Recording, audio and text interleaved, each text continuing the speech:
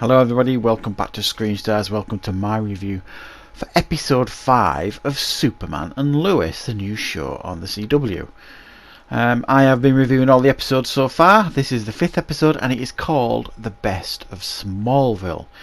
Up to this point I've been really enjoying the episodes. I've been enjoying the series. I think the way they're portraying Superman is fresh, it's new, it's set in Smallville. He's married to Lois. They've got 2 teenage kids. It's a version of Superman that we haven't certainly seen very often on screen before, and it's really nice and refreshing. I have to say, before I talk about this episode in a little bit more detail, the more I watch this this series, the more impressed I am with Tyler Hoechlin as Clark Kent and Superman. Is actually really good, as is Elizabeth Tulloch as Lois Lane. And the more I see them in these episodes, the more I just see how they work. There's just fantastic chemistry between them. They look like a real couple. They're behaving like a real couple. They're very comfortable together. You buy them as a couple, you buy them as a married couple, and you buy them as parents. And then it's asking you to buy Tyler Hoechlin as Superman as well, and you buy that too. It's still staying true to the root of these characters, who they are, but it's being given us this refreshing twist on Superman, and I really appreciate it. And the more this goes on, this series, season 1, and the more I'm enjoying it, I'll be honest. Now this episode focuses on, it's mainly just based in Smallville, this one, and there's a harvest festival.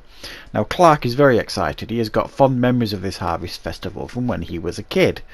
Now I grew up in Yorkshire. I live in Yorkshire. I grew up in a place called Heptonstall in Yorkshire. We had a harvest festival in Heptonstall every year. I know what they're all about, you know. It's people celebrating the crops and the farms and this kind of stuff, and then you have bun sales and jumble sales, all that kind of stuff, and it's a way of bringing communities together. So I really got this harvest festival thing. We also got in this episode, interestingly, some flashbacks to when Clark was a teenager.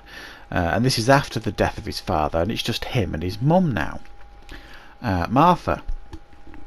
So we get to see him as this teenager rebelling a little bit, because he feels like he should be doing more. You see him break up robberies and things like that with just a balaclava on. He doesn't have a costume or anything. And I like that dynamic of it. And Clark, as a father now, is struggling with his teenage sons. You've got Jordan and Jonathan. Jordan's the one who traditionally has been the one that's been rebelling, but he seems a little bit more settled at the minute. It's now Jonathan who's rebelling. I think it's Jonathan, the blonde-haired one. He's been dumped by his girlfriend in this episode. He takes it really badly, and he starts going off the rails a little bit. Gets drunk at the Harvest Festival, rebels against his dad. He wants to move back to Smallville, all this kind of stuff. So they're kind of flipping it now. We see that Jonathan is really struggling to settle. We discover in this episode as well, there was that woman that turned up a couple of episodes ago. Her son had gone missing.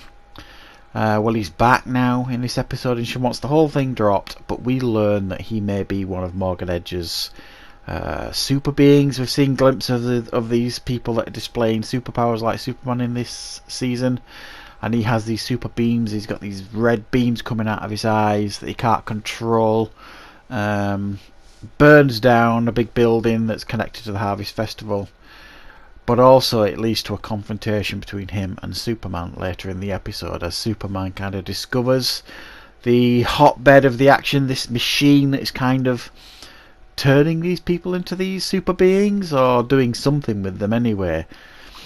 So we get quite a nice confrontation there. We also get a return of Luthor in this episode.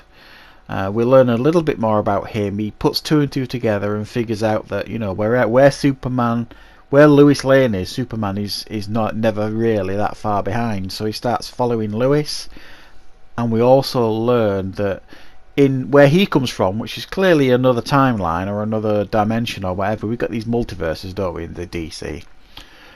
He and Lois are actually got a little bit more of a past together. So interested to see where that is going to go. And yeah, it was a really good episode. again, on par with last week's. It only really seems to be getting stronger here. There's plenty of mystery. We still don't really know what Morgan Edge is up to. There's all that going on in the background, and we've got this Luther thing bubbling away too. In regards to, you know, who is he?